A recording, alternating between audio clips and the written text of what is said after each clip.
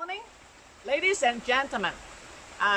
Welcome to Kinabalu Park, which is situated in Sabah, and it is actually the highest mountain in Malaysia, and of course in Sabah, is situated right here in this Kinabalu Park, which is Mount Kinabalu at a height of 4095.2 meters. So we are within, it is the park area, which is 754 square kilometers.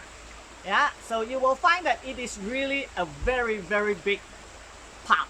So today I'm going to bring, my name is Grace, by the way, Grace Leong. I am your guide. My TG number, tourist guide number is S0027. Yeah, remember that, okay? Because all our tourist guides who are going to bring you to go and tour around about Sabah, they must be licensed tourist guide, yeah? And they have been well trained, I would say, yeah. So welcome to, we are bringing you right now into the one of the several nature trails that is available in the Kinabalu Park. Yeah, it is where you can see that it is a very well laid out nature trail for you to have a very close up encounter, I would say, not with animals but actually with plants, because talking about plants, there are in fact more than you can say 50% of the world's total you can say total species of different types of plants can be found in Kinabalu Park alone. That's the reason why this place is known as a botanical garden. Yeah, a lot of botanists, researchers, they just love this place, because that's the reason why too you will find that every now and again you will find that there are researchers or botanists who will come here to do research. And then every now and again you will find that they say, oh, we have found a new species of orchid, or we have found a new species of ferns, or a new species of rhododendron, or whatever. It is continuously, because there are still many places in the park alone itself. You see, in the forest, they have not really every inch, you can say, they have not actually really done all the research. So it is a continuously research. So that's why this place is so amazing. Yeah, and it has 4 different types of forest. We are mentioning the forest of whereby is a lowland dipterocarp forest, and then we have low montane forest, and then we have a higher montane forest, and then we have the cloud forest, and then we have the mossy forest. So all in there are all types, 4 types of forest. That's why we make so you can say the plants over here are just really amazing. You really need a very good guide who can do very good nature interpretation to bring you and let you know some of the plants, unique plants along this area here. Now, because there are so many nature trails, and they like, for example, this trail that I'm going to bring you in, it is actually called the Silau trail, and they are one of the many trails that you can actually, because there are actually many others, yeah, that you can go in the park, but you must need a very proper person, a guide or a park ranger to bring you around, because or else you might even get missing inside the forest. For example, because this trail is about what we are talking about 3 kilometers long, and there are diversion. For example, there is a diversion over this side, and then in front there are also diversion. So if you do not know where to go, you will get lost. And also, if no one to do any interpretation for you, you don't know anything, you will just walk right through. A trail like this, let's say if I were to bring you along later on, we are talking about maybe about at least minimum half an hour. And you can see some of the things and you will understand the vegetation around here. But if you don't have anyone, I think you can maybe 10 minutes, you can just walk out and don't know anything. That's why it is very important, yeah, to have someone to do interpretation for you.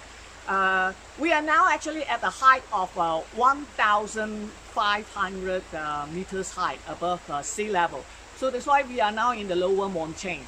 And I just love this forest. If you ask me, people say, Grace, you seem to love this forest very much. I love it.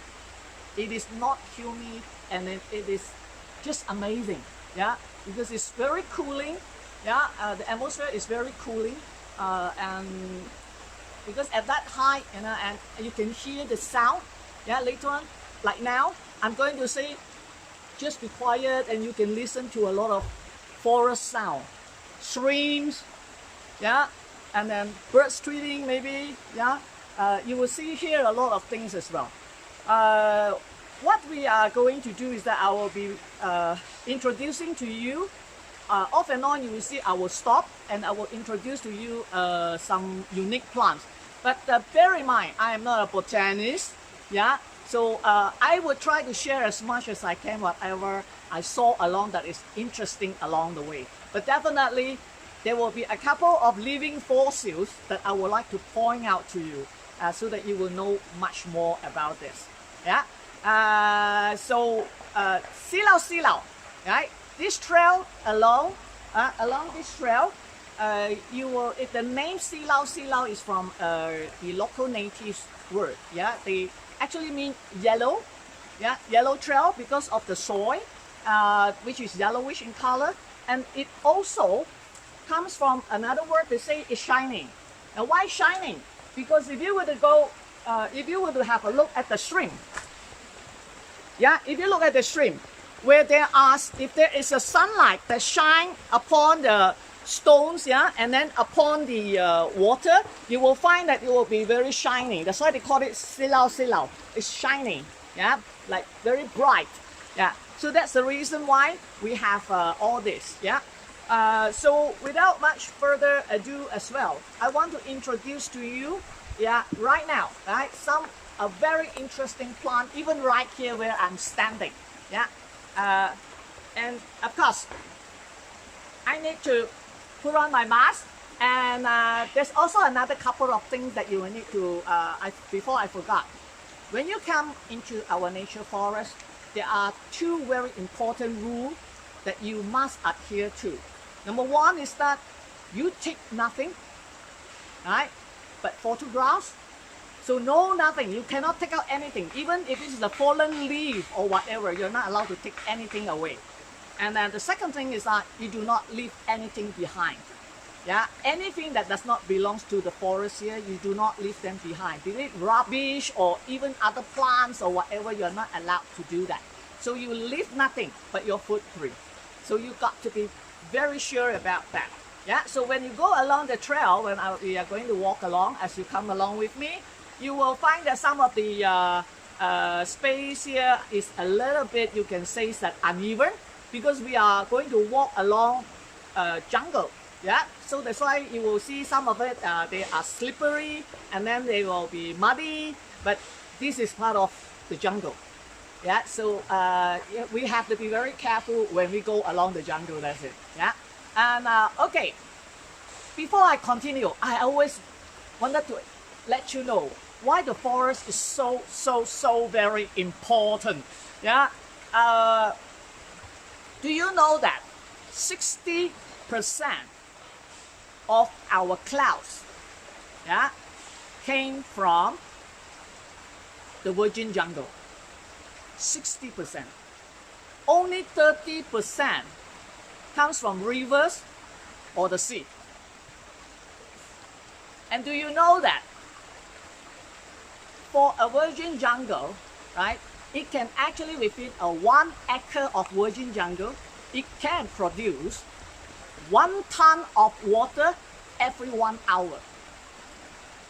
You see the importance of it? Without water, we will have big problem. So that's why we say we need to keep our forest.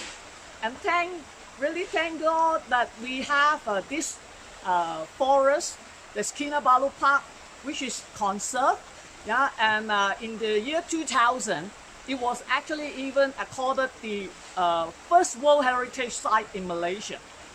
So that's why it is so important for us to conserve this piece of treasure that we have here. Yeah.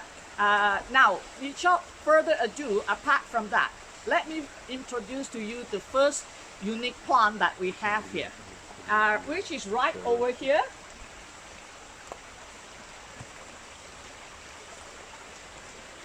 Yeah, this is actually called Schifera. Schifera. I love Schifera. Even so much so that I even bought a very recently, I think about a year ago, a book was published about the Schifera in Sabah. I bought that book, and frankly speaking, half of the book I do not even understand what they were talking about in terms of scientific. Yeah, but you will find that this plant is unique. You can see it on the lower land, low declarative forest, high land. Also, they have this kind of Schifera. Now, Schifera is unique in the sense that you will find that it can be used as a medicinal plant. Yeah, in fact, in Kinabalu Park, more than 30% of the plants that is found in Kinabalu Park so far have been recorded as can be used for medicinal purposes. So this is one of them. So what do you use for that?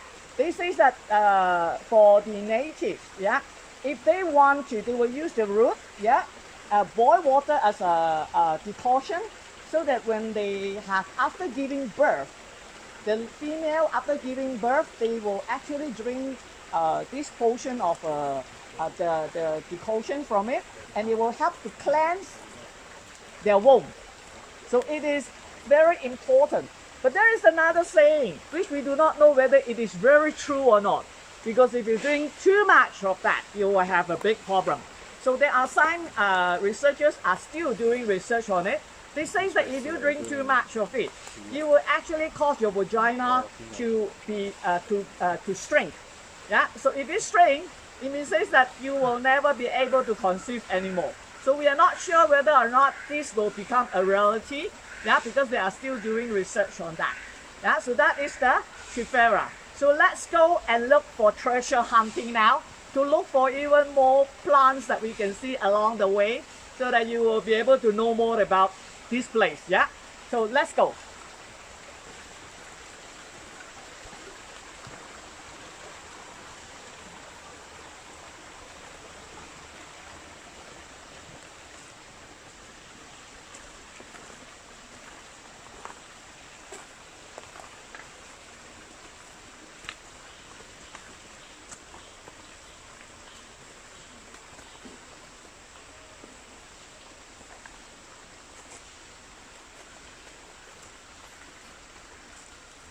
And now, ladies and gentlemen, we are not supposed to touch, but I just wanted you to have a closer look of this plant, because they are entangled with quite a different plants itself.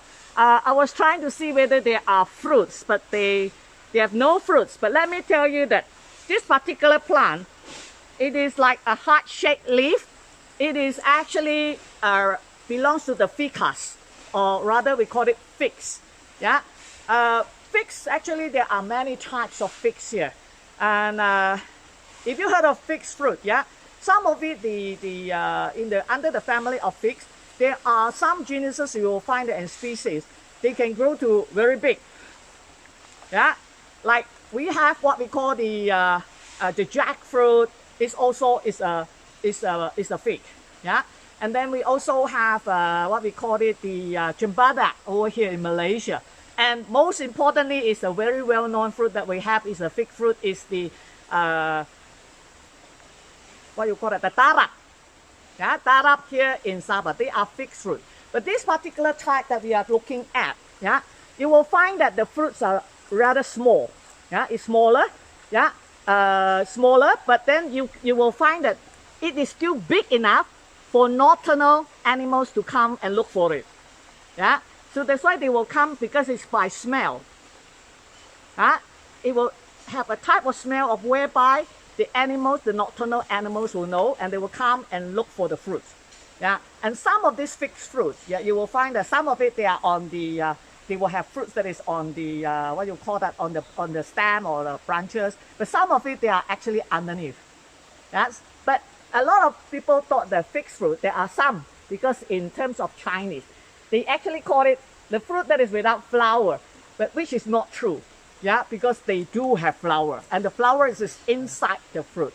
And the most important thing is that the male and female is separate. They're separate. They will produce, like for example, the male, they will produce the fig wasps, yeah, and then the female will have when they will have the fruit, yeah, with the flower inside. So there's two, they have male and female, yeah. And then what we are going to look at, another thing is that, let me look at it. I do remember, because I come here so often, so I will know where to find the interesting things, yeah. Hold on, let me see now.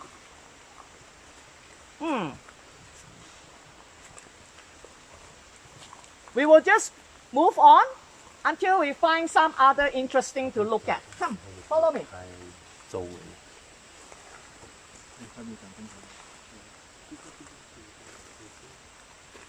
Here, I'm going to show you something that is very, very interesting. Yeah, it has a unique name as well. It doesn't seem to represent it. Yeah, why I say that is because it is called celery pine. Yeah, celery, you will thought of the celery that you normally eat, right? Yeah, and then when we talk about pine, you will thought of pine trees, but actually it's neither. It is actually a coniferous plant, yeah, on the belongs to the coniferous.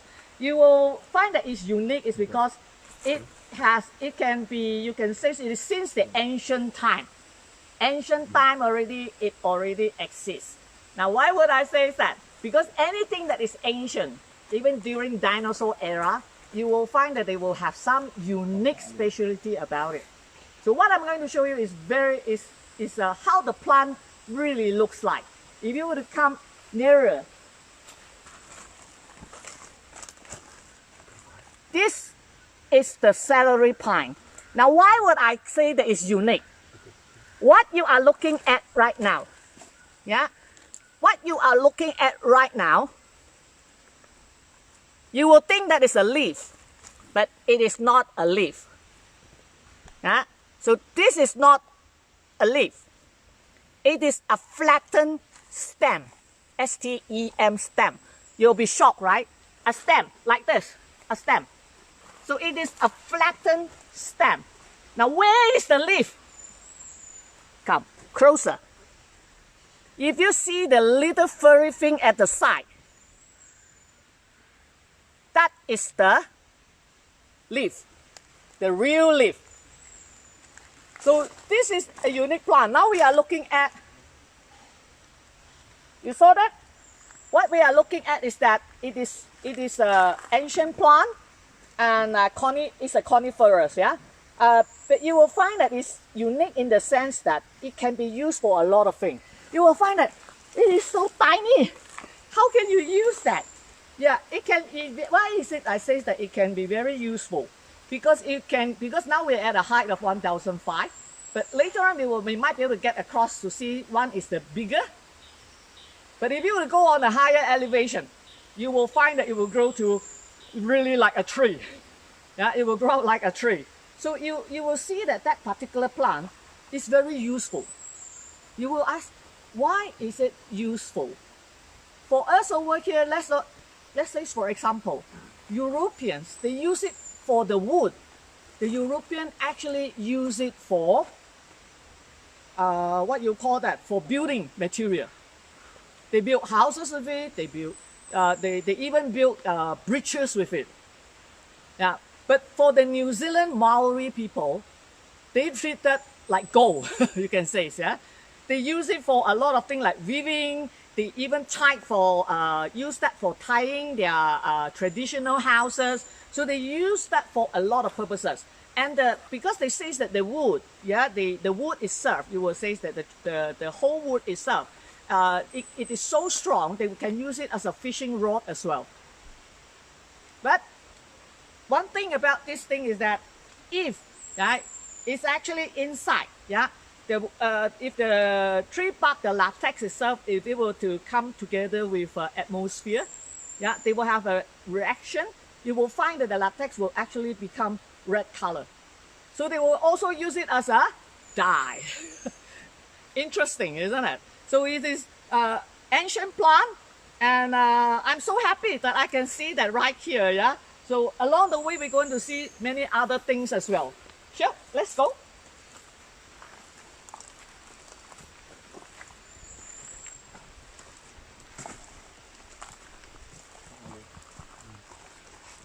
Now you will find that along, you will find, what? Let me show you one thing.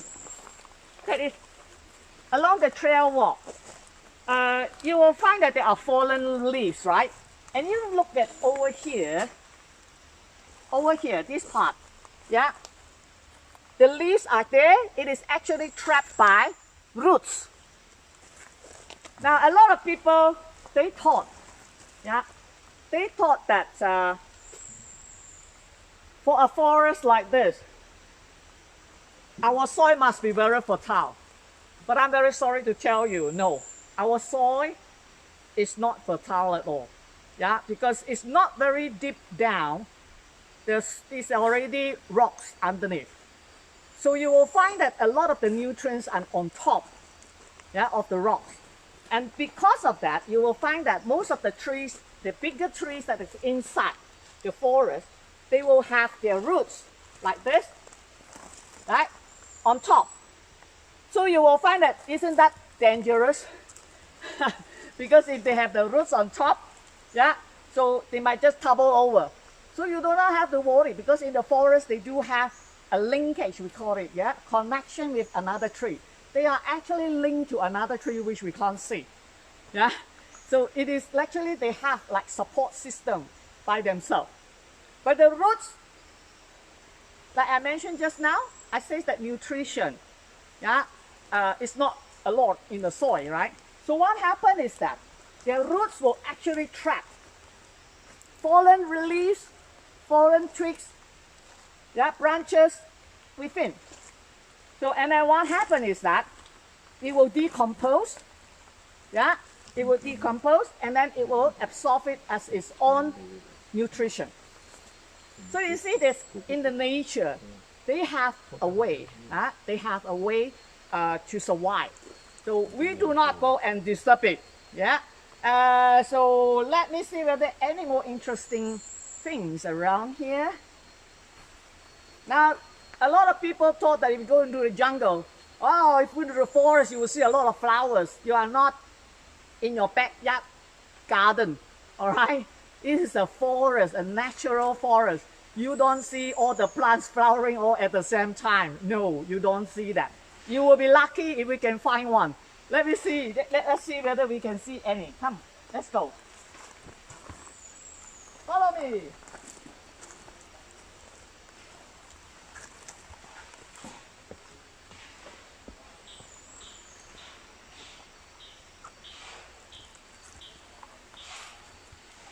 Now, I will introduce to you to a plant that a lot of people know, yeah, and that is we call the rattan. Rattan or rotan. When you say rotan, our local people here, when they hear rotan, we don't like that word. Yeah, why? I will tell you later. Now, what happened is that if you look at here, this is a rattan. Or rattan or rotan. You saw the spikes there, the thorns? Yeah.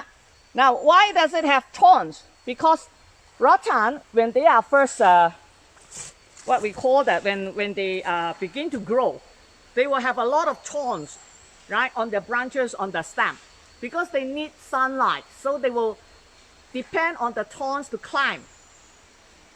Yeah, to climb all the way up. Yeah. All the way up to get sunlight. So they will also have hooks on their leaves as well, yeah, to help them to climb even further. Yeah. So this way you will find that young rattan, they have thorns. But you will find that one thing interesting about the young rattan, because they have a very good friend. Excuse me, yeah. I says they have a very good friend. What friend? It's a friend that you and me might not like at home. And those are the ants. There are some plants and over here, you will find that some plants along here, they have a symbiotic relationship with ants. They rely on the ants to help them, and the rattan is one of that. Now, why would I say that? It's because when the rattan first begin to grow, when a young rattan begin to grow, yeah, the young shoot on top, they will have secrete a type of, you can say it's a nectar, but it's not really nectar, but it's a bit of sweetened things on top. And that will attract the ants to come.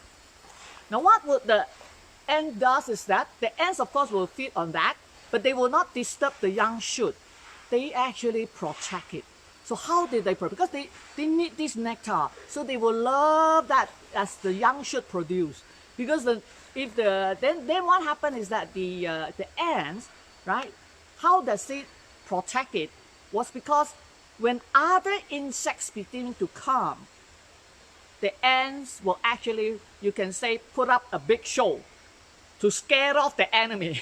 Now, how would they do that? The ants will gather together. It's like a colony of them, because one ant. That's why it says that buddy, two actually is stronger, three is even stronger. So they have a whole lot of ants together. When they saw an insect come, they will actually knock their heads on the ground or on the shoot of knock their head on the shoot of the rattan. You will be surprised, isn't it? Why would they do that? Because that will produce a sound, a vibration, and the ants and the other insects will be scared and go off. So it will, because of that, it protects the young shoot of the rattan to grow.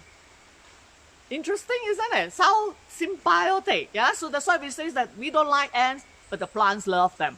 Yeah, but rattan actually sticks for about 20 over years or so for it to be matured. So when it gets matured, you will find that from the bottom, because you will see that because it's going to climb all the way up, right, to get sunlight, so it can be very tall. Then what happens is that it will begin to the bark, yeah, okay, the bark of the rattan from the bottom part will begin, yeah, it will begin to shed off all the way up until it will drop down. That is a matured rattan. Do I have any to show you? Yes, I have. Come.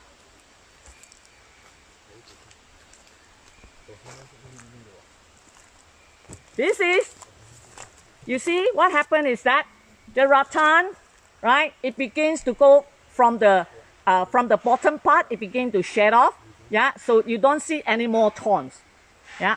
But if you go to the top part, it has already come down. The top part, yeah, still have thorns. And then you see that there is actually, if you look over here, there's the fruits of the rattan.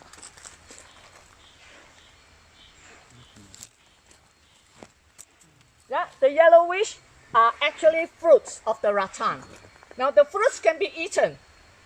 Yeah, it can be eaten. So it's very, very interesting to have to see that, you know, along in the forest. And when I say that, okay, rattan is a lot of people love it. It's because one thing we can say is a love and hate relationship. Now, why would I say it's a love and hate relationship? Love is that the rattan can be used for a lot of things. If you have a very nice, it can make a very nice furniture, a settee, a sofa, yeah, and you can be into make it into a table or a chair, yeah. So it is very, very good, and some people will even love it more. Is these those people who has lost the limb, if they lost a leg. Because scientists, researchers have already developed a man-made prosthetic leg, yeah, using rattan.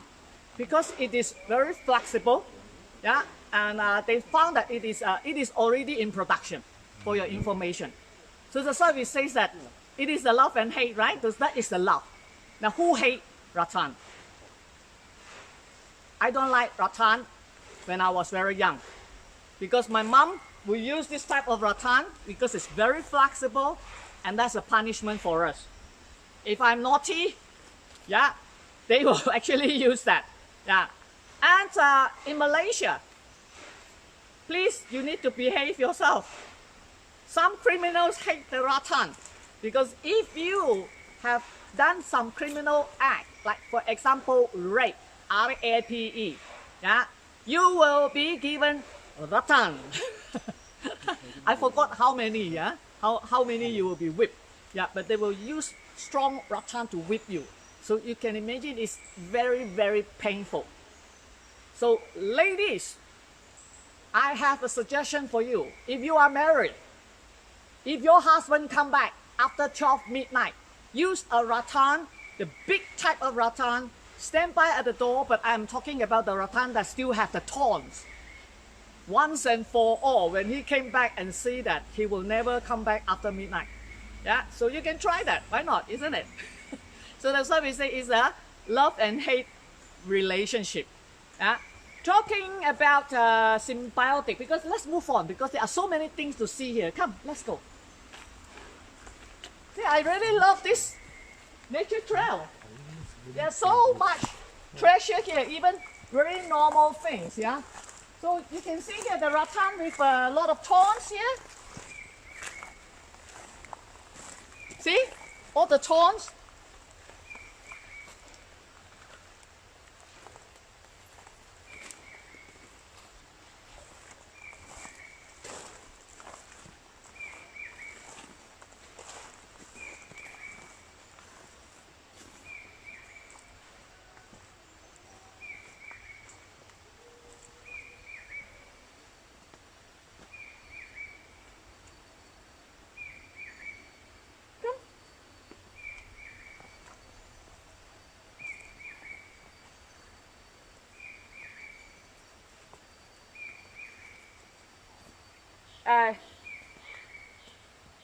If you look at this plant here, I'm very sorry, you will think that it looks like, because rattan is a palm, yeah, it's a type of palm. So this is a type of palm as well, but you find that they don't have any thorns. So what is this? There are so many palms in the world, right? So rattan is also a palm, so this one don't have thorn. What is it? This is actually, we call it the pinang, the pinang tree, yeah. So it is betel nuts, yeah. So that's why you will find that we have many species of it. Our natives love betel nuts, yeah, especially Kadazan Duzun people, yeah, because they will actually use the, there's a type of pinang that they will use, and it is, when it is already ripened, yeah, they will cut it open, and then they will use the seed, yeah. They will put it with some, what we call that, kapu. Is what is that already in English? Suddenly I forgot the name. But they will mix it together and wrap it in the celery leaf, and they will chew it, and that gives them high, very high sensation. Now we have a very different way of taking the pinang, our local people, because as compared to Taiwan, they don't actually take the seeds like that. In fact, they will take the young fruits, yeah, and they will chew them. So it is different, yeah. Different country, they have a different way of using it. But you will find that people say that if you were to chew too much of it, it is not too good as well, because your mouth, you will find that you will turn color, yeah. It will turn colorless. Not turn colorless, sorry. It will turn red. And it's not good for your gums. So you see, in the forest, like I say, that it's going to be muddy, and it comes because we receive a lot of rainfall, yeah, a lot of rain. So that's why it can be very muddy and wet.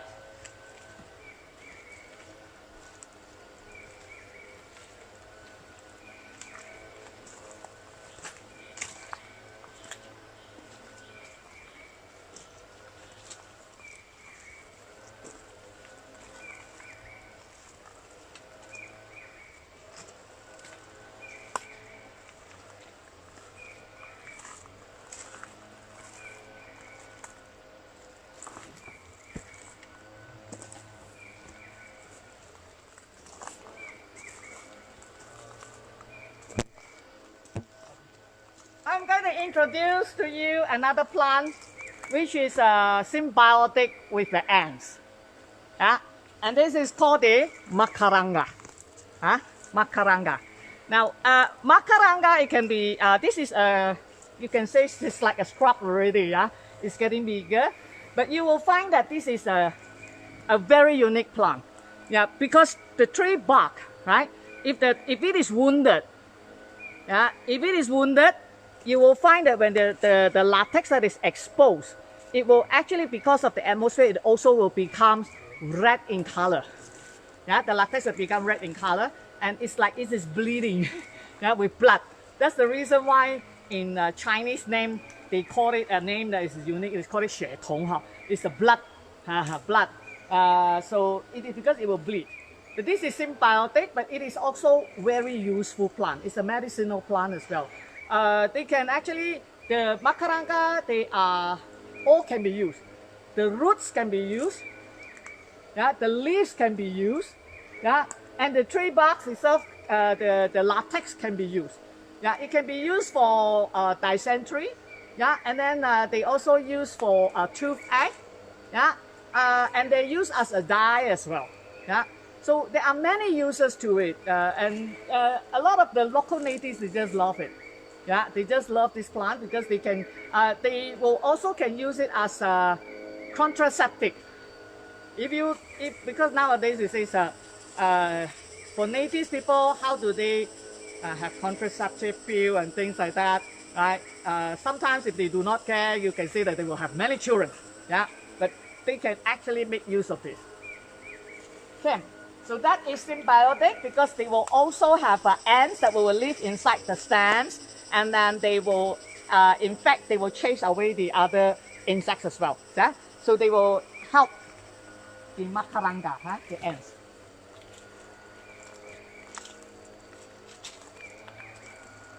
I am looking for something that is going to be a living fossil. Let me see whether we can come across that.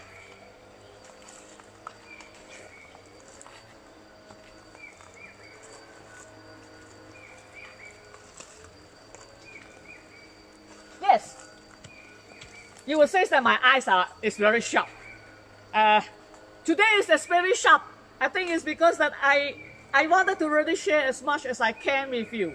Let me show you another living fossil. Yeah, if you were to come closely here, let me just point out to you.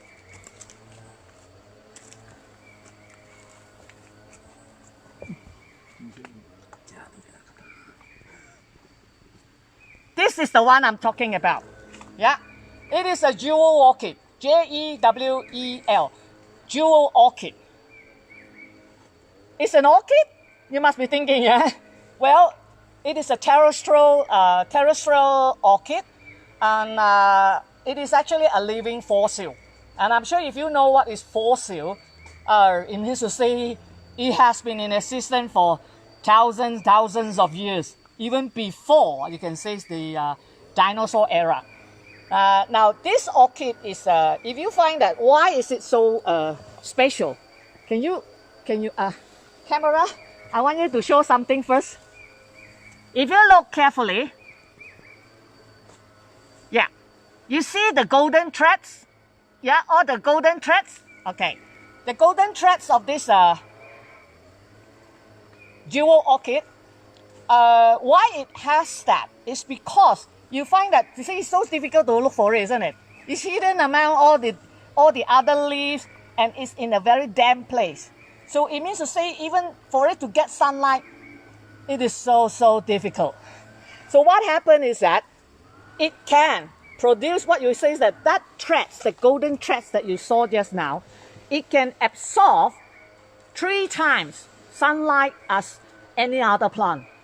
It can actually just absorb the sunlight 3 times because of its golden thread. So that is the unique part about it. And scientists now, a lot of researchers who make light, they are trying to see how they can use the same method that it actually can absorb the sunlight to use it for lighting. Yeah, so they are in fact looking into that. Now this particular Now what you call that it has any uses for it? Yes. Yeah. But this particular species of jewel orchid is only endemic in Kinabalu Park. It is found nowhere else. Yeah. So if you were to see any other place in other countries, they have their own species of jewel orchid. It's nothing to do with this one. Yeah, because it says this is endemic here, native to Kinabalu Park. So that's why you will find that does it have any medicinal value? It has. Yeah, it has. Because like the normal species that is found in Taiwan, they actually use the leaf as a tea leaf. Yeah, they will drink it like a tea. They can either dry it, yeah, or they will just drink it like that as a tea. They say it is very, very good for your liver. It's very good for your liver. And I understand that it costs quite a lot of money, yeah, to buy even 1 ounce of the what you call that, this jewel orchid tea in Taiwan. Yeah, of course you need to buy the original thing. Yeah, if you want to buy those cultivated, then you have to be a little bit more careful. Yeah, but here you cannot take because this is endemic here. And remember, we say that you take nothing. Yeah, take nothing. And you leave nothing. So you have to remember that. A plant here I would like to show you. Just now we were talking about rattan. Okay, now, okay, this is rattan, correct? This is rattan. Now, what is this?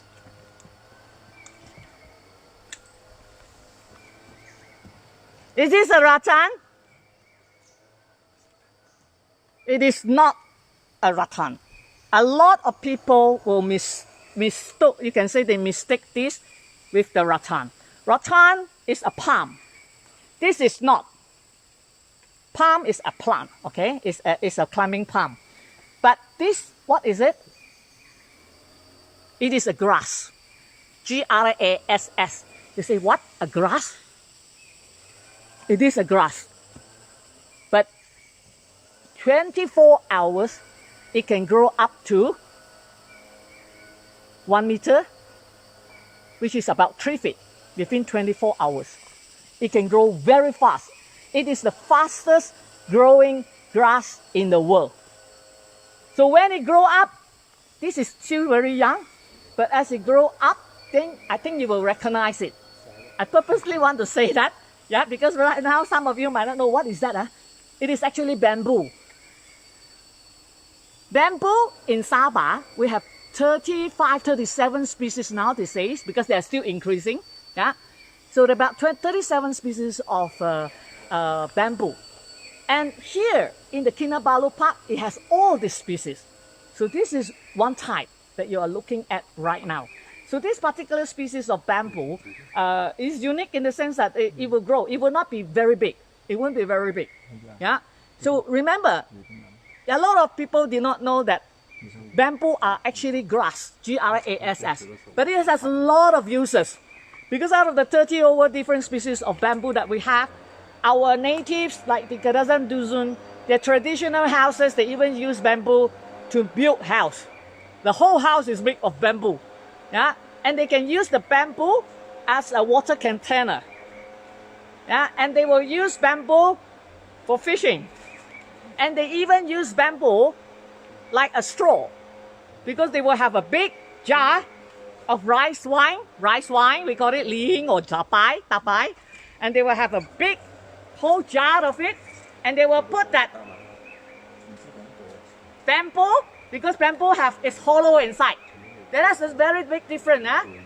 Bamboo is hollow inside, yeah, but rattan is not hollow. Okay, it's very flexible. So bamboo is hollow. For those who have the segments of the bamboo that is very long, the native use it as when it's the very thin bamboo, they will put inside the jar, and they use that as a straw to drink their rice wine. Interesting, isn't it? And the bamboo shoot, yeah, can be used as food. So bamboo has many, many uses. Yeah. Let's see if we can find other interesting things along the way. Come.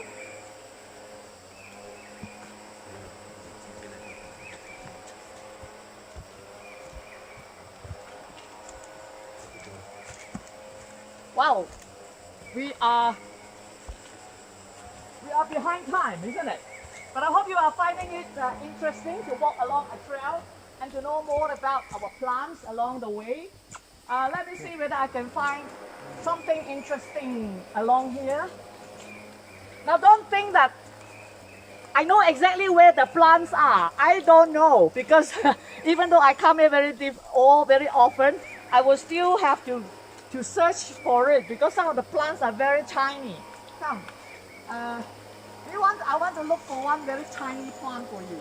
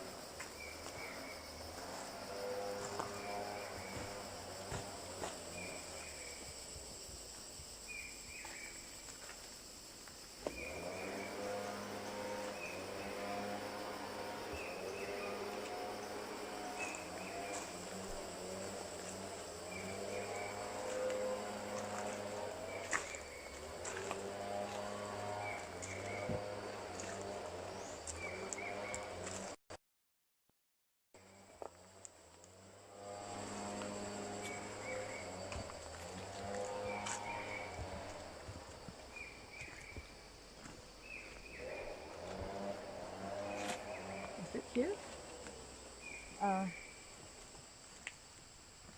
That's okay. Let's go along, because I'm trying to look for something very interesting around. It should be around here too.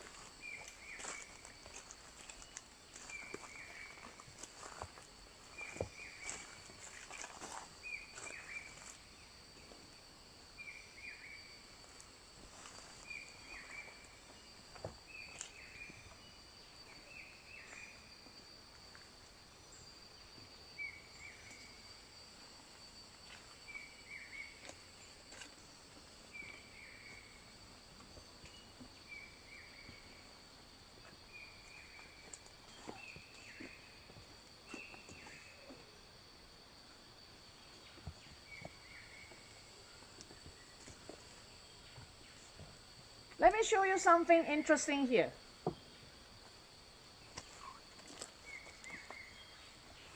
You see this? You will be saying, it looks like really a big piece of shit. It is a dead fern. Yeah, dead fern. What kind of a fern is this? It is actually called an ants fern.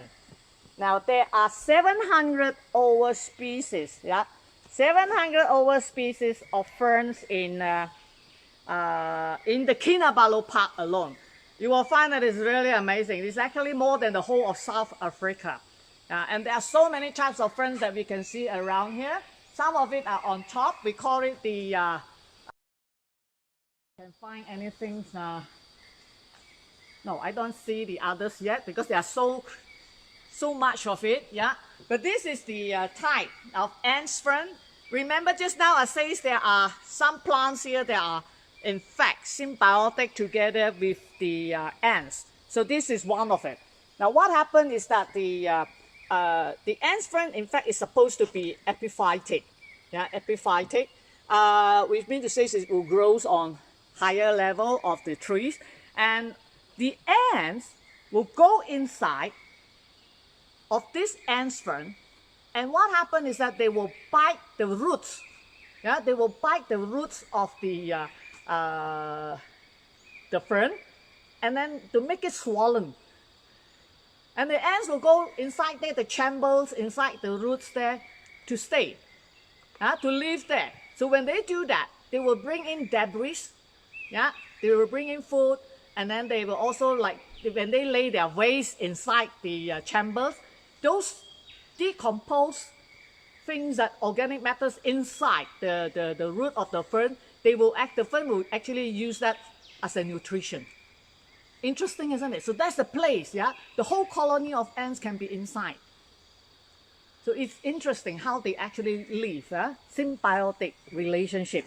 But this is already dead, so why I dare to just show you and come very near close by is because there's no more ants inside, because it's already dead. I'm not sure whether we can come across a live one, but we will try to find one for you along the way, if possible. Yeah?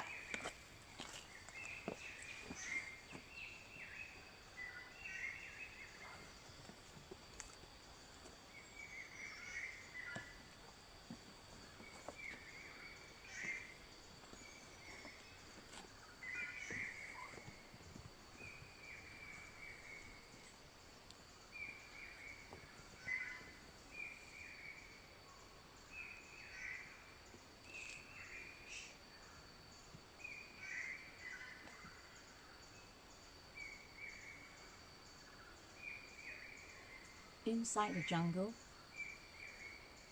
if you can, pause and stop for every now and again. Breathe in the fresh air, clean air, and listen to the sound of the forest. You can actually even hear the birds singing. You can hear that?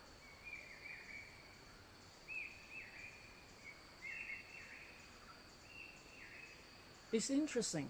Actually, the forest is for us to really enjoy it, and let's really take care of our forest, isn't it? Let's move on and find some other plants.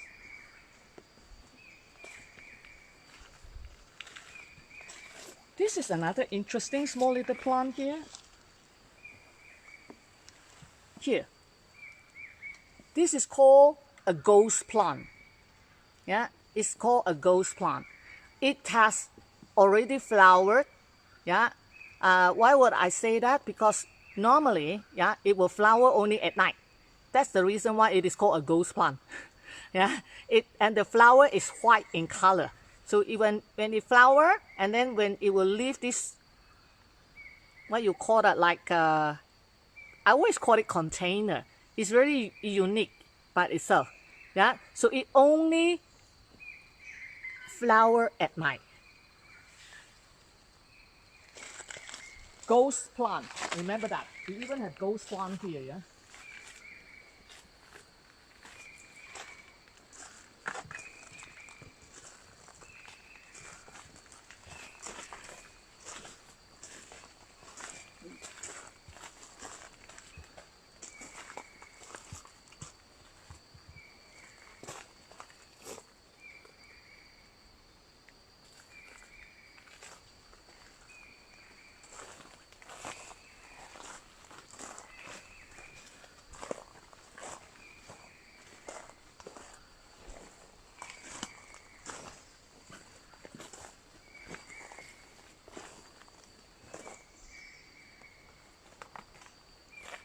I still have not come across the little tiny plant that I want to show you.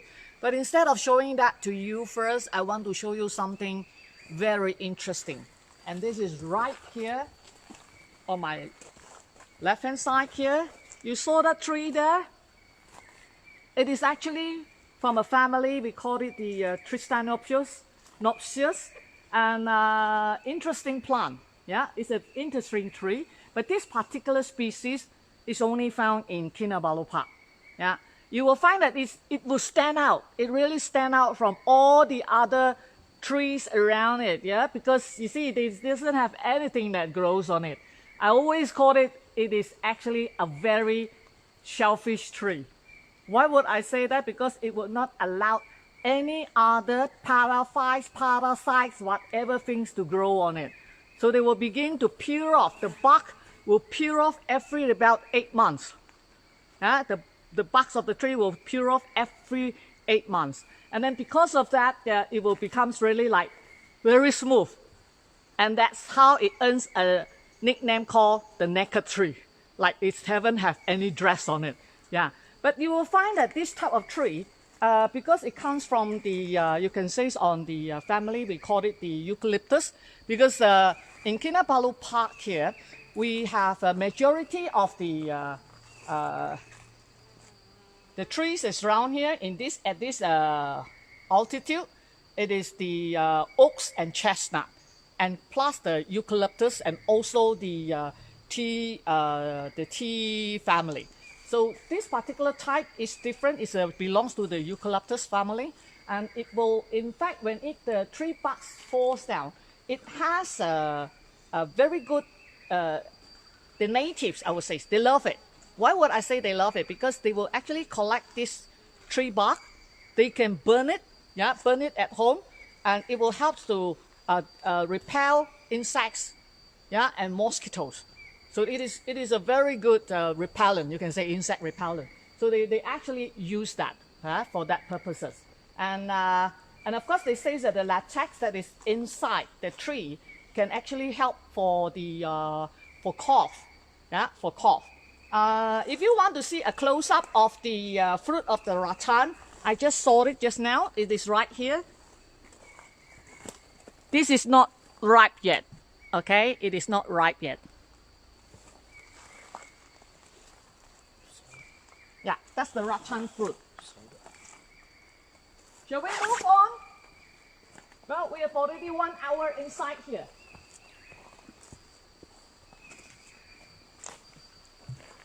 My last thing I want to show you is the tiniest plant that I say is a very unique, a very tiny thing. Yeah, let me find it for you, and we can call it a day. Let me see.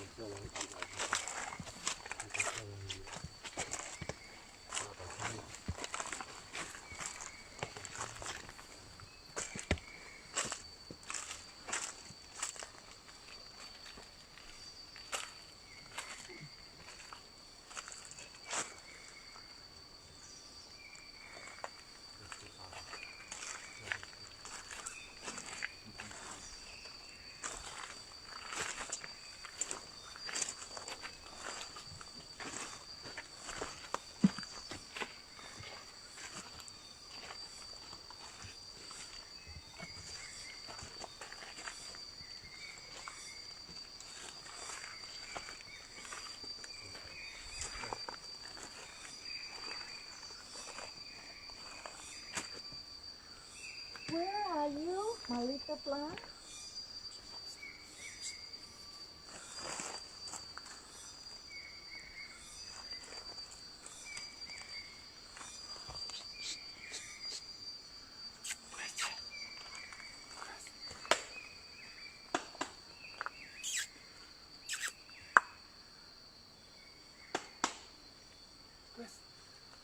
Grace.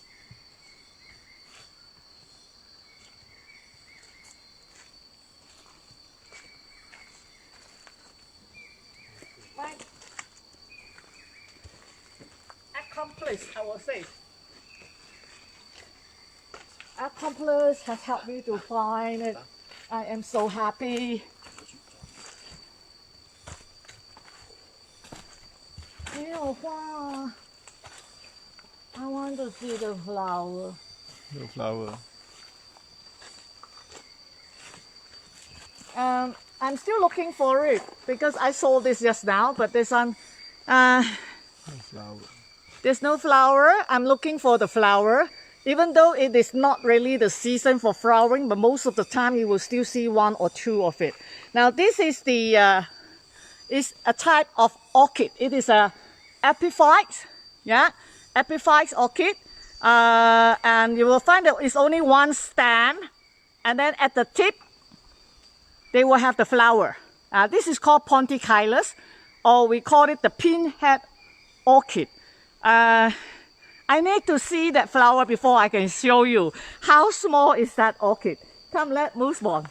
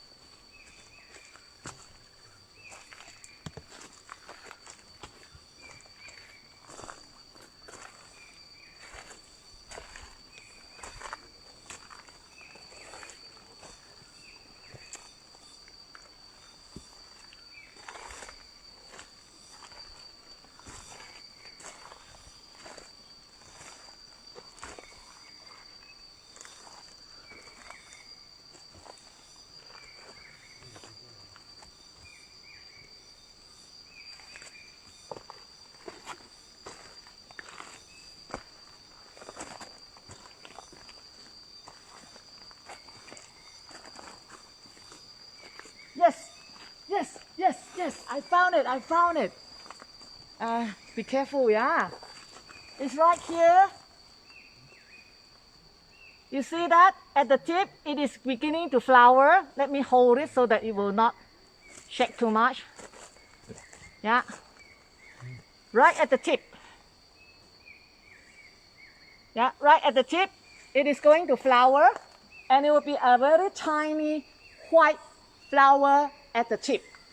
And it is one of the smallest orchid in Borneo. How small it is? It can be only about 1 mm to 2 mm across. Very, very tiny. Yeah, that's why we call it a pinhead orchid. Remember your grandmother? They used to, if they do needlework, you see the pinhead. That's why it is so tiny. It's like a pinhead. Yeah, so that's why it is unique. Yeah. So how small it can be? There you are. You see the book? That's why you can't see close up because we don't have a magnifying glass for you. Because if you were to see it close up with a magnifying glass, you will see it. In fact, it has spots like a bit of a purple color inside. So it is very tiny. So how would they know that it is an orchid? Interesting, isn't it? Now, why do they know it's an orchid? Now, there are 1,200 over species, about 1,300 over species of orchid in Kinabalu Park alone. So this particular, why they know that it's an orchid? If you want to know the difference between an orchid, it's very simple. Orchids, because of the flower bulk, you can say the remaining of the flower bulk, they will have 3 sepals, 3 petals, and one of the petals has actually become, look like, we call it lip, a lip. And the lip is the place where they will, it's like a landing point. Yeah, landing point for insects to do pollination. So that is the lip. And then it also has a column. The column is where the reproductory organs are. So that's how an orchid, all orchids are like that. No matter it is an epiphyte or on the terrestrial, they are all like that. And there has been a saying is that it's like a human face, because human face also like, it has two cheeks. The two petal is like two cheeks. Your cheekbones here, cheeks. The column is like your nose. And then they have the lip. That's why they say it's a human face. We have 1,300 over species of orchid. Over because there might be some that we have not even seen yet. Yeah, no, the researchers have not even found yet. So you will find that they are unique. We have orchids that have very funny local name. We have dancing lady orchid. We have laughing orchid. We also have Mickey Mouse orchid. Right? So that's why you find that, because so many, it is really amazing. So when you come over here, I say that I can't show you whether the orchids are flowering, but at least you are looking at one now. Okay, let's. We are already running out of time, so I would love to show you another plant, but I think I need to really call it a day now, because we are going to start the next session at 11 o'clock for Chinese. As you can see, if you have, you find it interesting so far, I think that you might find it a bit boring for you. I hope not, yeah? Because if you come into the forest, that's why we say you need a very good person who can give you a very good nature interpretation, yeah? So that you can be able to know more about the forest, about the plants, and about the things that you are looking at. So there are so many more I wanted to show you. Frankly speaking, if I want to continue, I would be talking about things like, we can even talk about the moss. Yeah, these are moss. Yeah, and then we have lichen. Yeah, so we have lichen. Yeah, yeah. See, lichen on top of the trees. But I don't have so much time. And then we have bracket mushroom. In Chinese, we call it the 灵芝. So and then so many things, so many other things I can talk about. And then we have what we call also a very unique plant is called the Cuculicola latifolia, because if you do not have, because it has the cuculin, we call it a cuculin that actually comes from the fruit, you can actually use it as a sweetener. So many other things that you can see along the path. But you really need a very good nature interpretator, yeah, who can actually go along the forest and introduce to you so that you know how to appreciate. Because if you were to come into the forest yourself on your trail and without a very good licensed tourist guide, I always want to stress, licensed tourist guide, yeah, who has learned about all these things, yeah.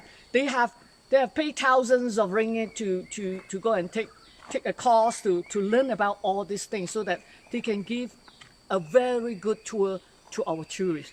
So next time when you come to Kinabalu Park, don't just like what we call it, take a picture, here I am, that's it.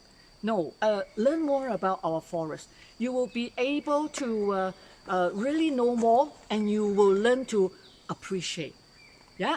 So over here, I would like to say, remember, if you like me, if you like my tour this morning after nearly, it's more than 1 hour. Yeah. If you like my nature walk this morning, I will be posting again at the recorded video of this one. There will be actually, if you really appreciate me and you want to give me a token of appreciation, you are most welcome to do so. Yeah. Because we will be sharing among those who are helping me along this trail as well.